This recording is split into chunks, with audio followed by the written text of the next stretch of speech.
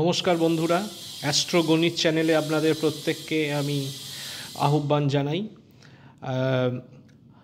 আজকের এই ভিডিওয়ে আমরা প্রতিটি গ্রহের তুঙ্গস্থ নিচস্থ ঘর কোনগুলি সেগুলি জানব এবং প্রতিটি গ্রহের এই যে রাশিচক্র তাতে তাদের নিজেদের কিছু ঘর আছে, অর্থাৎ স্বক্ষেত্রস্থ স্থান আছে। তো সেই ঘরগুলো কি কি সেই বিষয়ে কিছুটা আলোকপাত করব। দেখুন, আমরা আগের ভিডিওয়ে প্রত্যেকটি রাশির নাম জেনেছি এবং কত ডিগ্রি থেকে কত ডিগ্রি তাদের অবস্থান সেগুলো জেনেছি।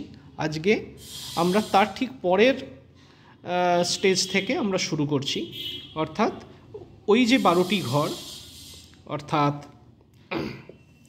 মেষ, বৃষ, মিথুন করে যে 12টি রাশি আছে, তো সেই রাশিগুলির লর্ড কারা কারা, অর্থাৎ তাদের অধিপতি কে কে, এই বিষয়ে কিছুটা আলোচনা করে নেওয়া যাক। অর্থাৎ লর্ডশিপ অফ প্ল্যানেটস। তাহলে প্রথম যে ঘরটি অর্থাৎ মেষ, এর অধিপতি হলো মঙ্গল, এর অধিপতি হলো মঙ্গল। দ্বিতীয় ঘরটি বৃষ, আপনারা সবাই জানেন, এর অধিপতি হলো শুক্র।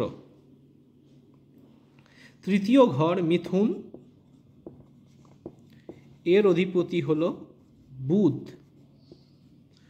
চতুর্থ ঘর কর্কট, এর অধিপতি হলো চন্দ্র। পঞ্চম ঘর সিংহ, এর অধিপতি হলো রবি বা সূর্য।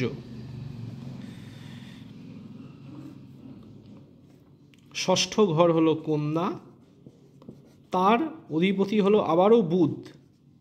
তো এই বিষয়ে আমি আসব।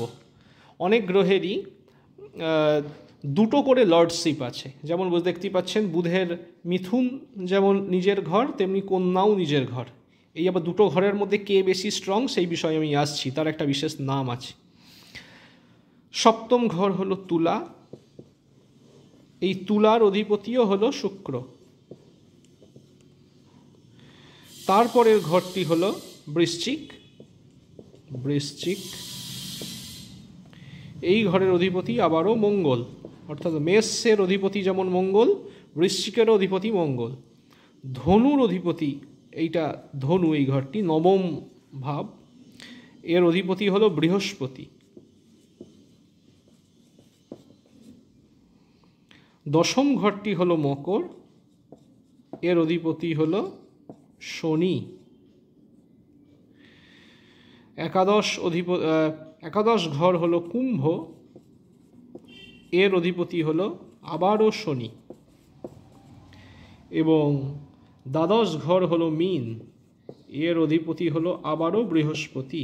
আমি জায়গার অভাবের জন্য বৃহ বলে লিখলাম, অর্থাৎ বৃহস্পতি। তাহলে দেখুন, চন্দ্র আর রবি এই দুটির ক্ষেত্রে কিন্তু একটি করে ঘর বরাদ্দ, বাকি কিন্তু প্রত্যেকটি গ্রহের কিন্তু দুটি করে ঘর। যেমন মঙ্গলের দেখুন মেষ এবং বৃশ্চিক, শুক্রের ক্ষেত্রে বৃষ এবং তুলা, বুধের ক্ষেত্রে দেখুন মিথুন এবং কন্যা, বৃহস্পতির ক্ষেত্রে দেখুন ধনু ও মীন, এবং শনির ক্ষেত্রে হলো মকর ও কুম্ভ। এক্ষেত্রে আমার বলে নেওয়া দরকার, দুটি শ্যাডো প্ল্যানেট অর্থাৎ রাহু কেতু, নোডস বলা হয়, এই কিন্তু দুটি গ্রহের, মানে গ্রহ কেন বলছি, যেহেতু এটা নবগ্রহের অন্তর্গত বলে, তো এই দুটি গ্রহের কিন্তু নিজস্ব ঘর নেই।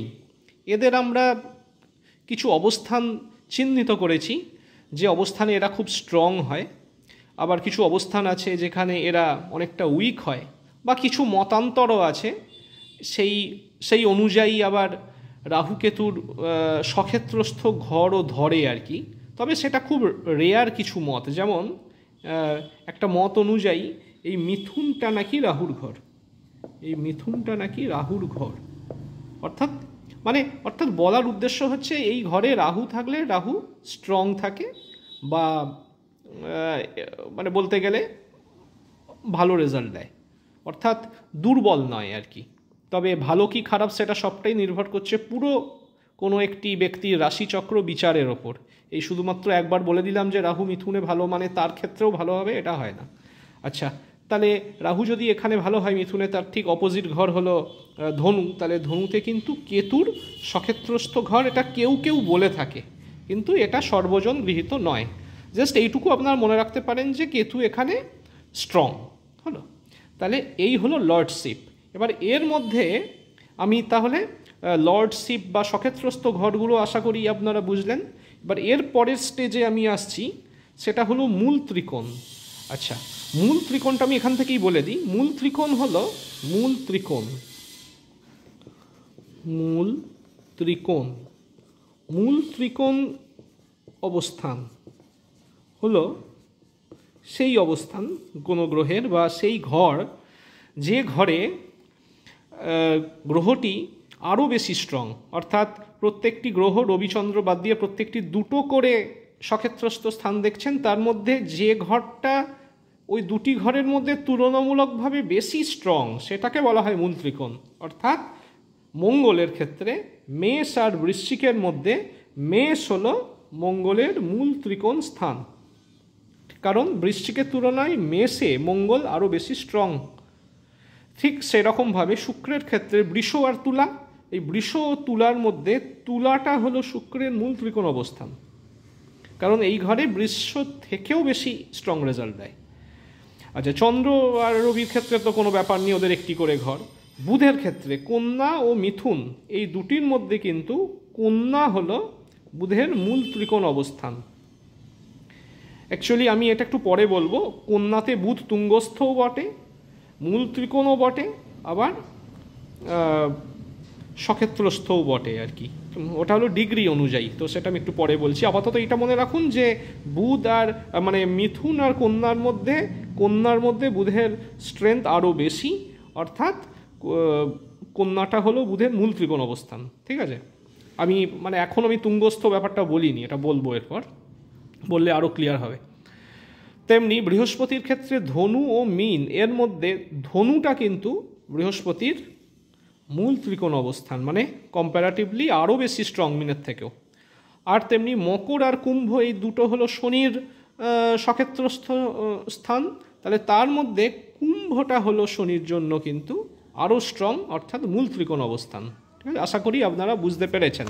আমি কিন্তু খুব সহজ ভাষাতেই বলছি, যে যদি কারুর কোনো ডাউট থাকে দয়া করে আমায় জিজ্ঞেস করতে পারেন। তাহলে এই পর্যন্ত আশা করি ক্লিয়ার।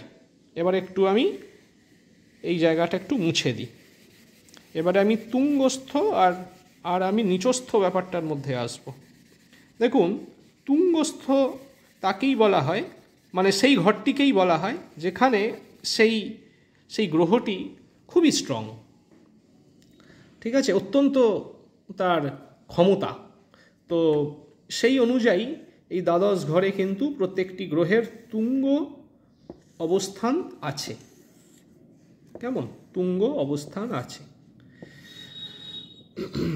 তো সেইভাবে যদি দেখেন, রবির তুঙ্গস্থ অবস্থান হলো মেষ, অর্থাৎ এই ঘরটি।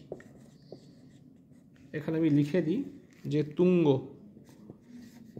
তুঙ্গস্থ স্থান,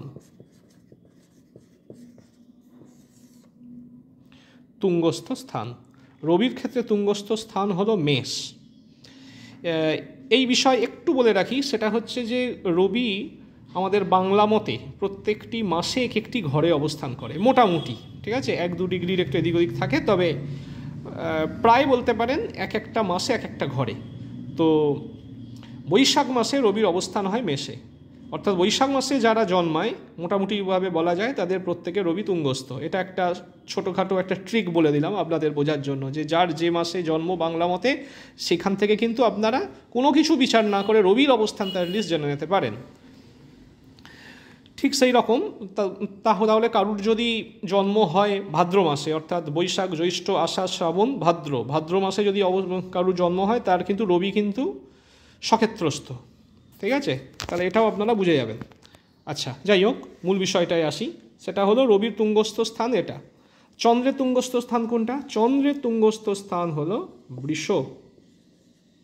ঠিক আছে, চন্দ্রের তুঙ্গস্থ স্থান হলো বৃষ। আচ্ছা, এই বিষয় একটু বলে রাখি, আমার বোধ হয় একটু বলতে ভুল হয়ে গেল। সেটা হচ্ছে মূল ত্রিকোণের ক্ষেত্রে চন্দ্রের একটা ধরা হয়, সেটা হচ্ছে যে এই 0 থেকে 3 ডিগ্রি ধরা হয় যে চন্দ্র তুঙ্গস্থ।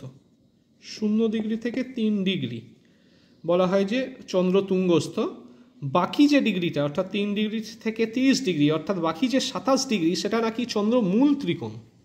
এটা একটা মত অনুযায়ী। ঠিক আছে, অর্থাৎ বৃষ রাশিতে চন্দ্র 0 থেকে 3 ডিগ্রির মধ্যে থাকলে সে তুঙ্গস্থ, আর না হলে 3 ডিগ্রি থেকে আপনার 30 ডিগ্রি পর্যন্ত বাকি 27টা ডিগ্রিতে চন্দ্রের মূল ত্রিকোণ অবস্থান। এইটা কোনো কোনো মত অনুযায়ী।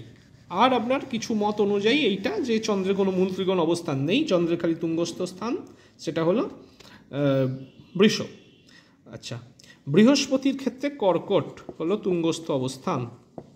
তো এই যে তুঙ্গস্থ অবস্থান এর অ্যাকচুয়ালি আরও বেশি পার্টিকুলারভাবে বলতে গেলে ডিগ্রি আছে। যেমন বললাম যে চন্দ্রের ক্ষেত্রে 0 থেকে 3 ডিগ্রি, তেমনি রবির ক্ষেত্রে বলতে পারেন 0 ডিগ্রি থেকে 10 ডিগ্রি।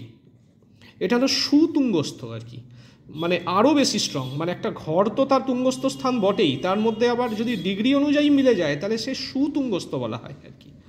তো সেই অনুযায়ী রবির সুতুঙ্গস্থ অবস্থান হলো 0 ডিগ্রি থেকে 10 ডিগ্রি। ঠিক তেমনি বৃহস্পতির ক্ষেত্রে 0 ডিগ্রি থেকে 5 ডিগ্রি।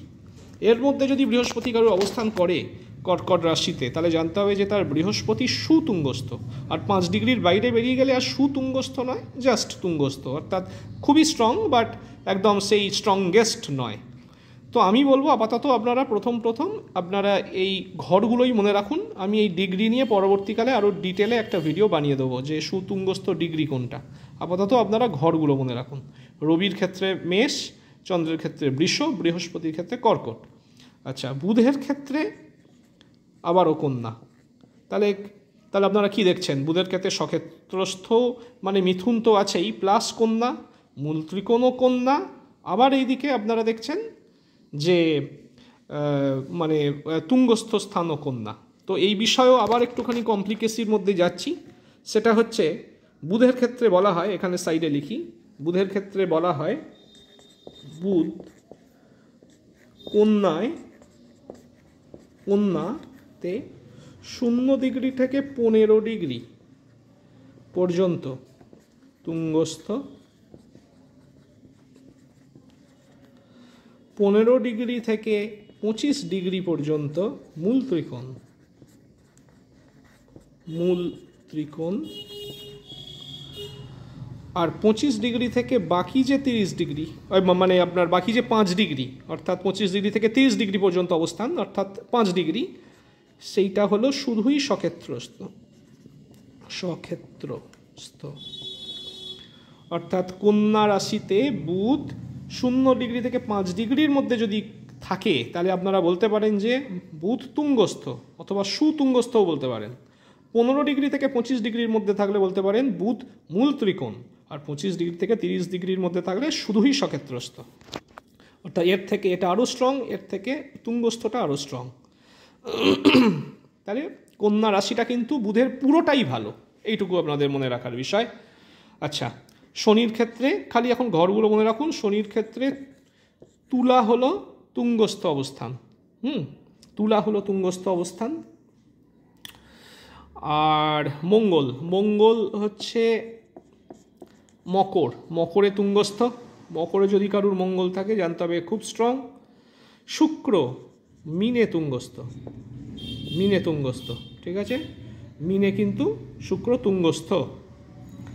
আর রাহু কেতুর ব্যাপারে বলে রাখি, রাহু কেতুর ব্যাপারে খুব মতান্তর আছে। ম্যাক্সিমাম মত অনুযায়ী রাহু বৃষতে তুঙ্গস্থ, অর্থাৎ কেতু বৃশ্চিকে। আবার কিছু মত অনুযায়ী রাহু মিথুনে তুঙ্গস্থ, সেক্ষেত্রে কেতু তার ঠিক অপোজিট ধনুতে। কিছু মত অনুযায়ী রাহু বৃষতে তুঙ্গস্থ, কেউ মনে করে রাহু মিথুনে তুঙ্গস্থ, অর্থাৎ দুটো ঘরেই তার মানে রাহু স্ট্রং। আর ম্যাক্সিমাম মানুষ মনে করেন যে কেতু একটা তুঙ্গস্থ হচ্ছে বৃশ্চিকে, আর কোনো কোনো মত অনুযায়ী ধনুতে কেতু তুঙ্গস্থ। কেমন? তাহলে এই হয়ে গেল তুঙ্গস্থ। এবারে এর ঠিক উল্টো হয়ে যাবে নিচস্থ। তাহলে একটু মুছে দিই।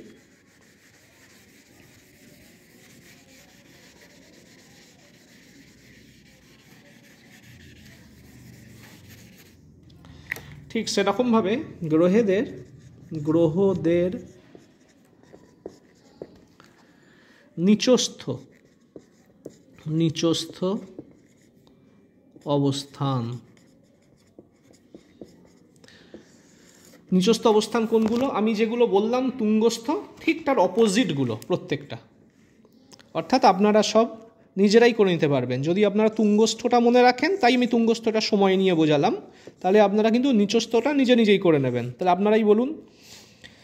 রবি ছিল মেষে তুঙ্গস্থ, তাহলে রবি হবে তুলায় নিচস্থ। ঠিক একই ডিগ্রি, কিন্তু যে ডিগ্রি বলেছিলাম 0 থেকে 10 ডিগ্রি। ঠিক আছে? আচ্ছা, চন্দ্র ছিল যে বৃষতে তুঙ্গস্থ, তাহলে বৃশ্চিকে চন্দ্র হবে নিচস্থ। ঠিক একই রকম ডিগ্রির ব্যাপার।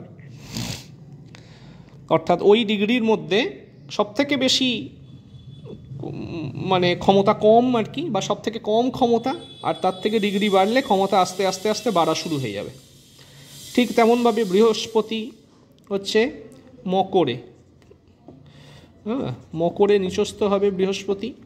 ঠিক তেমনি মঙ্গল নিচস্থ হবে কর্কটে। ঠিক তেমনি বুধ নিচস্থ হবে তুঙ্গস্থ ঘরে উল্টো দিক মিনে। আর শুক্র তুঙ্গস্থ ছিল মিনে, তার অপোজিট অর্থাৎ কন্যায় হবে নিচস্থ। এবং রাহুকেতুর দিকটাও যদি আপনারা ধরেন, আর আচ্ছা শনিটা বলে দিই, শনি ছিল তুলাতে তুঙ্গস্থ, তাহলে উল্টো মেষে নিচস্থ। তাহলে সবগুলো হয়ে গেল তো, বুধ মঙ্গল শুক্র রবি চন্দ্র বৃহস্পতি শনি। আর রাহুকেতু কি বললাম? বৃষ আর মিথুনে কেউ মনে করে, তাহলে তার ঠিক উল্টোটা করে নিন। অর্থাৎ রাহু নিচস্থ হচ্ছে বৃশ্চিকে, আর কেউ মনে করে ধনুতে নিচস্থ। ঠিক তেমনি ম্যাক্সিমাম লোক মনে করে কেতু বৃষতে নিচস্থ, আর কেউ মনে করে কেতু মিথুনে নিচস্থ। এই হলো গ্রহেদের নিচস্থ অবস্থান। ঠিক ডিগ্রিটা ঠিক যেমন বলেছিলাম ওই রকমভাবেই সব হবে। ঠিক আছে? তো এই জিনিসগুলো মনে রাখবেন, তাহলে আপনারা গ্রহদের নিচ অবস্থান সম্পর্কে খুব সহজেই একটা ধারণা করতে পারবেন। তাহলে আজকের ভিডিও অলরেডি অনেক লম্বা হয়ে গেছে, আর বাড়াচ্ছি না। এর পরের ভিডিওয়ে আমরা আসব আরও কিছু বিষয় জানতে, যেমন নক্ষত্রদের নাম, 27টি নক্ষত্রের নাম, নক্ষত্রগুলোর অবস্থান ডিগ্রিগতভাবে, তারপর প্রত্যেকটা ঘরের নিজস্ব কিছু কারকত্ব আছে, স্থির চর দ্বৈত, এই ব্যাপারগুলো নিয়ে। তারপর পৃথ্বী মানে অগ্নি, পৃথ্বী, বায়ু, জল, এই তত্ত্ব ব্যাপারেও আছে। তো আমি সেগুলো সবই আপনাদের আমি বলবো পরপর ভিডিওয়ে। আপনারা আমার সঙ্গে দয়া করে জুড়ে থাকুন। আমার এই চ্যানেলের নাম অ্যাস্ট্রোগণিত, এই অ্যাস্ট্রোগণিত চ্যানেলের সঙ্গে জুড়ে থাকুন। আরেকটি কথা বলবো, যদি আপনাদের এই ভিডিও থেকে কোনো ভ্যালুয়েবল ইনসাইট মেলে, তাহলে দয়া করে লাইক শেয়ার কমেন্ট করতে ভুলবেন না। আর আর আর আমার যদি ভিডিওর কোনো কিছু আপনাদের খারাপও মনে হয়ে থাকে, তো সেটাও দয়া করে আমায় জানাবেন। আমি নিশ্চয়ই পরবর্তীকালে ভিডিওগুলোতে সেইগুলোকে আরও আপগ্রেড করার চেষ্টা করব। ঠিক আছে, নমস্কার, ভালো থাকবেন, জয় হিন্দ।